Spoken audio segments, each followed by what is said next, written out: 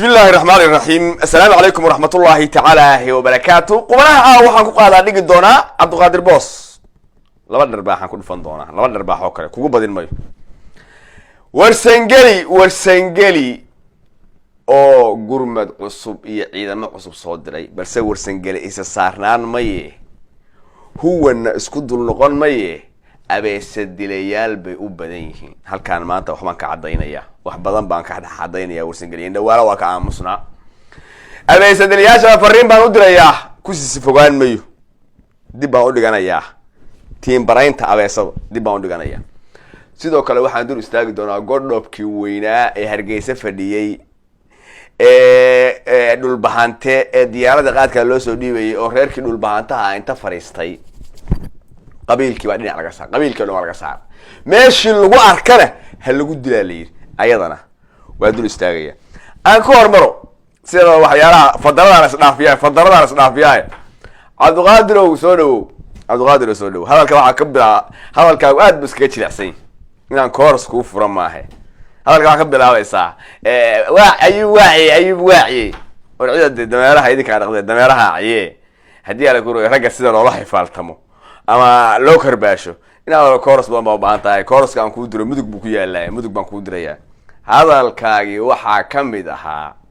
hadaan khaldanayn hadalkaaga umadaan dhageysi ayub baa mid leh muuqaalkan saaka la isoo diray ee hadda dadka aan la wadaagay waxa ka muuqata caro xanaaq dagaal waxba ka muuqda waxaan ku leeyahay marka hoos ka si lagu galo ee lagu sarbeebo ee baash kor laga mariyo adoo shucuurtaada degan tahay oo faraxsan baa xaajadaada la dhameystaa laakiin nacaladi ilaahay kugu dhacday cara ka muuqata isdaji bes waa social media dadka indaawanay midaan leeyahay oo ku marqaati furnaya ayub waxa sida xanaaqa iyo carada iyo dagaalka horta ka keenay waxaan ka jajabiyay qandaraas dani uu ku siiyay in Asad Diyaana la caayo oo liira qamribo laas caana jooga oo nimanka dhulbahanta dagaalka ay ku jiraan lagula daarto doorashadii Garowe ee reer Majeerteeniya ay isku haysteen taasaan beeniyay horta sheekadaas dhaxda u galay ayuu wax kale iskama biin Cabduqaadir mid talageliyada mid baan ka oranayaa ee markaad xanaaqsan tahay isdaji oo aad talageliya u arkay saaxiibkeena waa tahay laakiin xanaaqdinta iyo waxaas islaamdu aqabtaa waa qabaa ila talisa marka iska daataas halka xaaja rag ma aha inaad wada hadlaysaan ama iskarbaashaysaan waa xanaaqsan tahay istajina tirahayd halka kulama doonin ama meeshan ka leeyahay koras muduga aan ku diro oo ragga sida loola googoosta taas waa mid kugu sii fogaan may saaxiibkeebaad midna hal baan ka oranaya Asad Diyaano baa Ayub Dani lacag ku siiyay aniga iyo Asad iyo Dani waxaan nahay saddex wiil oo reer boqor oo ilma adeeraan taa horta way luusantay mid kale waa luusantahayo Dani yaa horta ma waxa u sheekaysaa habra waa ma u sheekaysaa Dani ana mucaarad ku ah waligeena mucaarad ku ah ina Diyaano waabaan isqabanay boos wax ka dhaceen dib dambe ana waxa taa ina Diyaano iyo intii halka lagu jiray laba nool ma adeero waa socdaan ahayn oo isku meel xabada ka ridayaan ahayn marka wax badan baa ka khaldanay laascaana doorasho kama jidhe anna doorasho kuma jire bal qodobadaada isqabadsiyo hadalku meel ka aad oo ina Diyaano soo dhaxmar lahayd ina Diyaano ina adeerkay weey meel baan xabada ka wada ridayna dadka maanta asagaan u jecla siciidana meel baan xabada ka wada ridayna wax doorasho la yiraahdo meel gaba soo galaan mid aan doorasho diidanahay doorasho aan yeelsanahay ma jirtaba arintaas waayaha ma kama hadlin sida laascaana xabadu bilaabatay doorasho iyo Puntland kama warqabo taa horta Allah ku garasiyo nin jambal tolkii loo kala dhiibo horta de iska fiir ninka la hadlaysid aqoonso waa kabtan Ayub ninka hor fadhiya taas mid kale hadal badan ka tagayo hadii ala ku reeyay masjid cali guud ba ka hadli jiray adiguba masjid cali guud ba ka hadli jiray waxaan moodayay hadaa af Soomaali taqaanid masjid cali guud ka hadli jiray adaan kugu taageeri jiray adaan kugu dhiirigelin jiray hooyada baan dhiirigelin jiray walaasha baan dhiirigelin jiray walaalka baan dhiirigelin jiray ciidankiina dhiirigelin jiray kooxo dagaalamaan dhihi jiray gunta laayaan dhihi jiray ma labacalayn jirin al-shabaabna kaama soo inta adiyaal ku rooyahay hadlayna al-shabaab kaama raacin wuxuu yiri waxba yeeso xeerka imaran xoolana isiin dumarkuba xamnada foosha way xana fureerana balna xasuus daran yihiin xaylka kala moog luqada garan maysid waxba yeesan xeerka imarin xoolana isiin xaashe nin libinka xasdiye xumihi waaya hadii marka damiir leedahay ama daba leedahay masjid al-guudman ka hadli jiray adaan ku taageeri jiray dagaalan baa oran jiray aad tiri anu dhulkayga waa xoroystay taas ilaahay baan u sheegtay xaqdina ha noqon xaasidna ha noqon nasab dhiman ha noqon kuwa ku ag dhintay ama dhiigooda u horay inkira ha noqon anaa ka mid ah kuwa dhiigga ku horay masjidka guudka sheegaysid wax ka xoreynayay kan baa ka mid ah oo anigeena adeerkay dhalay baa ka mid aha kan muucaysla macali gaafa ma haddii ala ku rooyahay warsagale abgaalba ma haddii ala ku rooyahay ma muxuu ahaa galmaaxba midkaan hadda hadlaya ee ku dhintay meesha yuu yahay waa anigeena adeerkay bal dhegeysaninkaa دمي يا باش يا دقي ما يا توتا دولكو يا أنيقون كدم من عداوها عسكري دي قورو دبتاع كلابن يا جاسي دي رمباراي دقن كي يا دينتي يا دولك ارتفاعو دقالة يا شعب كو دورتا عالن كباناي دحانتي يا كلويلك يا adeerkay kan dhalay awil reer waxay soo reer bacdiyahan saddex wada dhashay ayuu ay ku dhinteen waxay xoreeyeen dhul abgaal bi xoreeyeen marka futaa isku difaaciyay futaa isku xoreysid midna malihi waxa dhul baan xoreysan dhihi kara shafkana garaaci kara wiilka xawaale oo macawis leedahay qoriga shitay dhulka xoreysanay laakiin ninka ciidanka dawladda dhulka lagu xoreynayay dhulka loo qabanayay baad ahayd adigu aniguna afkaygan ku garab taagnaa oo kacay baan ku hay oo al-shabaab baan niyada jibinay oo halkaan ka taageeray oo kuwa ila dhashay ee ciidanka kuwa ciidanka meel dawladda ka baan dhiirigelinayo lahaa war ka kiciyo walaal Soomaaliyeed marka dhul baan xoreysan aasha waan leh waxba yuusan xeerka iimarin xoolalaysiine xaashe in lama ka xasdi xumay waaya markaan ku leeyahay way marka niyow sibaad hadalku waa ka fanfaynayaaye mar baa wada dagaysaa dib u soo koorse oo bal hadalladaydi hadii aadan xataa si fiican u fahmayna turjumaan reer muduga halasiinki waa ka helaysaa reer mudug badane bal oo ajiradeey ku turjuma fiirso bal dib ugu dir ilaan mas'al guud kaamana caayin abgaal ba khamri cabayana ma lahayn gabdhaha in la xoreeyo godobka in laga cayriyo meesha tuuga dhalay waa horta ay naadi wada la qaatay isaaqini argagixisan yihiin oo aad risaaqi ka soo xoreystay dacaaw ku wardinaysay wala amaad kugu sii fogaan maye hal midaan kaala sida daarmaya marka nin soo fariisata asaasaan talagaliyada iyo waa xanaaq badan tahay halkaas ayuu fadhigaagu saas weeyay waliga aska ilaahay intaas kaaga tagaya anigu kugu sii fogaan maye bye bye qodobka la dul istaagay waxa weey Cabdiqaadir ku dhimayo dhaawac ka hayste hawiyow maydku xurmu leeyahay iga dulqaado maydku xurmu leeyahay iga qaado aasta taas waa mid waxaan u gudbayaa halkaa godhobkii Hargeysa fadhiyay oo soo laabanaya halkaa waxaan u gudbayaa warsangeli maanta gurmad cusub baa yimid oo ciidan ah 12 gaari ah tiknikadoodii qabaaladoodii infantrygoodii waxba wata waa kuwaane warsangeli la oran mayo warsangeli waa qabiil weyn oo guuna majartani dhulbahantu la simay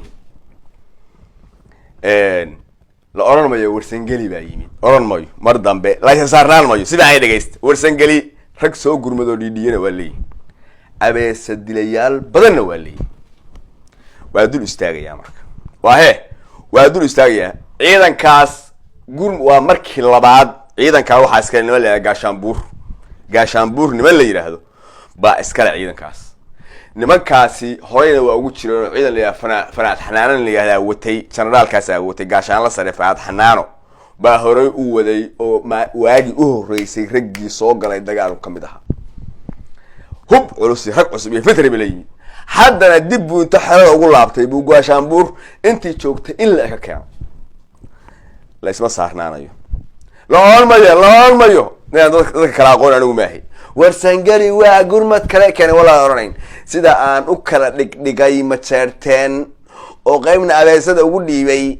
qaybna saanada ugu dhiibay tabtii way ku waanina qabiil kasta waa nooca qabiil kasta abeesdina waa leeyahay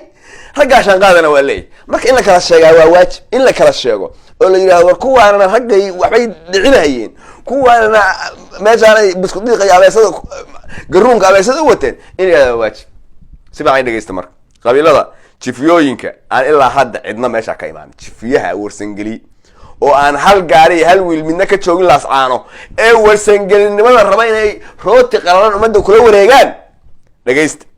kuwa soo socda waa jiraan oo xaabulaya laakiin hadda inaan sii sheego waa sii ballansanayaa karbaashayga waa sii ballansanayaa sibaa ay dhageysta halkaas ay ugu nood garooysan waa soo nood gareey si aan u khaldamino hadii aan ku rooyo qolo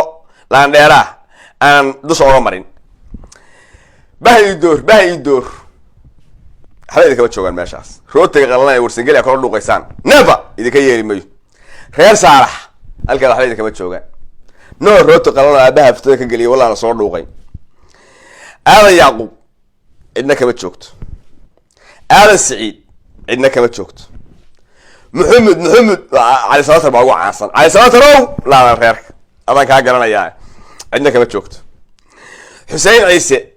idna kama joogto bahaydur idna bahaydur horan soo qormiya bahaydur horan soo qoray la jira qormiya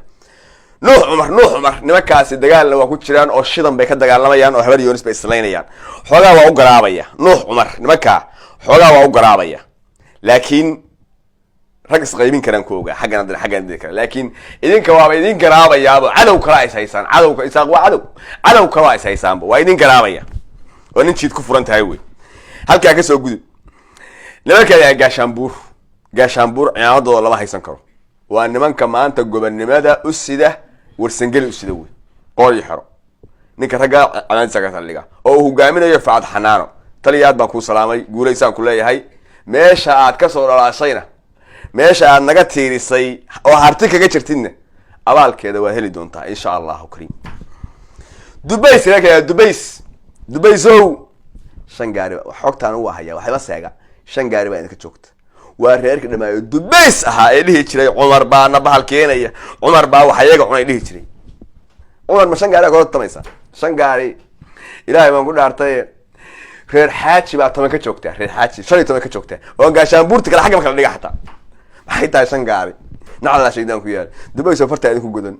maalmaha soo waxaan rajeynaya ka baxdaan hadii kale liiska saan ku daraya shangaari walla waa cumar axmed Dubai waa cumar axmed ma shangaari ka timid waxa ma qaadan karaa cumar maxamed waa shangaari baa ka timid wax la qaadan karaa dib u laabta dib u deg Dubai hadduu duubnaa dib u deg meesha aan wada ama shanta gaari oo dhuusada la laabo inta ku leey baa ugu islabe waa ogti waxa ka jooga laba gaari baa ka joogta laba gaari mid abdu waxa leeyahay xogta waa haya saas salaama baa ma jeerteen waxa ka jooga waa chance baa siinaya la in kastoo laga sheegayay in ciidan soo socdo baran caawa ciidan fiican laga diyaariyay oo ninka la yiraahdo baalkii uu wado waa ka warsugaya ciidan fiican baa socday infantry fiican leh oo dhowr iyo 10 gaari la sheegaya laakiin hadii aan waayo qaybta galaysa garaad Cabdalle waa saldanadii dhamayd idima fahmi laakiin waxa la sheegaya in technique badan iyo u badan soo socdo horena waa soo daahdeen halkaana hadda wax yar baa idinka jooga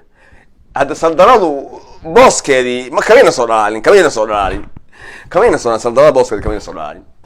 saldanada reexaaji waa ku wareejinaysaan wallahi gaashaanbuur hadda saa ku socotaan hadii kale birri aan arko hadii aan ku rooyay aan arko birri idinka leerka soo shadeen aan arko hal nin oo kala ku daraya abeesadilaasha cagasan dhigay iyo raggi waa kala saa wili abeesadilay timber lagu dhufan laakiin waa habeen dambe waxa timbaruhu abeesadilay qaadanaya la kala baxayo marka hadda waa digniin waxaan ku darayaa oo aan rabaa halka inaan ka sheego Xuseen Dheere waa abaanduulaha ciidanka daraawishta Puntland waa nin warsangeliye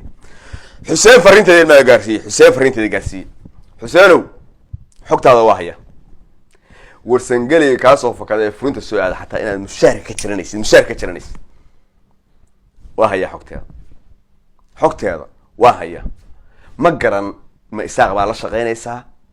dani baa la shaqeynaya laga qori maye wax halka ka dagaalamayo dhan qabiilka ka soo tagay xaggan mushaar ka qaadanaaye in naga jartana ma jirtee waxa adigu warsangeliga aad mushaarka uga jaranaysid qofkii ka soo fakada ma garan laakiin xogtaada oo dhan oo dhameystiran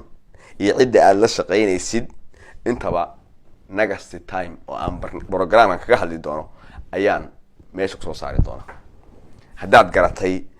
tolkaayo hagardaamo ku jira inaad gadaal laga fogatid oo aad askariga dhaqaaqada tiraahdo mushaarka laga jaro oo xagga oo baabuurtii reerka lahaayeen xataa la kabtiri farba ku godan laakiin si fiican baan ku dul istaagi doona halkaana qodobkaas aan kaga tagay qodobka ugu dambeeya aan dul istaagaya waxa weeye habeen dhawaaga waxaan kala hadlay godhob Hargeysa laga soo dirayo oo inay Saciid aw Cali la yiraahdo Cabdikariin la yiraahdo oo bari weyn oo buuran oo musabixi la jooga oo la yiri taleex qaad ka daji si qaad walayaal iyo inta isku arkaan dhulbaanta dhexdiis madaxa la sugay ataan ka digay tolkay reer taleex iyo ugaariyahan iyo naaleeye iyo nuurba waa ka soo jawaabeen jawaab cad bayna ka soo bixiyeen qabiilkii bay ka saareen waxayna xalaaleeyeen dhiigiisa meeshii lagu arko in lagu dilo aatane ila daawad يا خيارته ماشي سوق تمي السلام عليكم ورحمة الله وبركاته. الحمد لله يا dadkan wuxuu isugu yimi arrin ku soo korodhay degdeg ah arrinta ku soo korodhay degdeg ah waxa weeye wiil la yiri wuxuu ka soo rogayaa qaad meesha la yiraahdo airportka Sayid Maxamed Cabdulla Xasan ee magaalada degmada Taleex wiilkaasi waxa la yiraahdaa ina Saciid aw Cabdi baan u niqin barigii hore ina Saciid aw Cabdi waa nin reer Taleexa oo la yaqaano aabihina waa la yaqaan Allah u naxariisto nin gobaho sheekhaho wax badan dalka ka qabtay buu ahaa wiilkaasi bariyahan uu ka baxay dhalashadiisii iyo tii aabe iyo tii qabiilba wuxuu u wareegay nimanka la yaraahownada hargeysa dega musabbixi buu magaca ku darsaday ina musabbixi baa la yiraahdaa la yiri qaadka uu ka shaqeynayana musabbixi baa leh waa la og yahay awal baale oo nimanka reer Arab oo musabbixi madaxda u yahay isaguna dhinac fadhiyaayo ina musabbixi baa la yiraahdaa buu yiri wuu dafiray qabiilkii iyo dhalashadii haddii qabiil kan yahay ama ka dhasho dadka meeshan jooga dhibtu la qaybsan lahaa oo xabadu soo gali lahaa oo dagaalku soo gali lahaa maanta adigoo ina musabbixi oo hargeysa jooga ina tiraahdo Taleex baan qaad ka rogayaa waa ku ahaatay waa heeray ku gaadhay waan maqlayay waxaan kala maqlayay inaad ceebaynaysid rag badan oo reer Taleex oo jamaahiirta ah adoo Muuse ku soo dirsaday aqalkiisa ku jira oo gurigiisa mayla inaad maanta tiraahdo Taleex diyaarad ka rogaya no waxaanu qaadan karayna maaha waa wax sharafta iyo qabiilka ku dhagan ganacsina waa naga xaraan wax ganacsi la yiraahdaana dhulbaante ama dhulbaante waa ka xaraan maanta waad ogtahay dhulku laga ganacsan jiray iyo meesh ganacsi ka socday inta lagu gubay oo Muuse gubay ma garatay nin dhulbaanta maanta wax gadig saraama jiro ilaa maanta dhulbaanta si nolol ama geeri noqdo daaroodna waxaan leenahay waa mahadsantihiin ama harti cidii noo soo gurmatay aad iyo aad baan idin soo dhaweynaa walaalnimo iyo dhaqan iyo dhalasho Allah odayaasha iyo wax garadka halkaas ugu yimid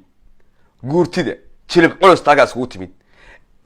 waxba naga halaayo mayaan diyus reer aan diyus lahayn ma jiro qoom wada fiican dunida ilaahay ma abuurin dadku waa faraxaas qof say kala gaaban yihiin bay kala khayr badan yihiin faraxaas ay kala gaaban yihiin bay kala khayr badan yihiin laakiin muhiimku waxa weeye anaga kaayaga xun inaan farta ku fiiqnaa muhiim dhulbahantaha kala fiirsa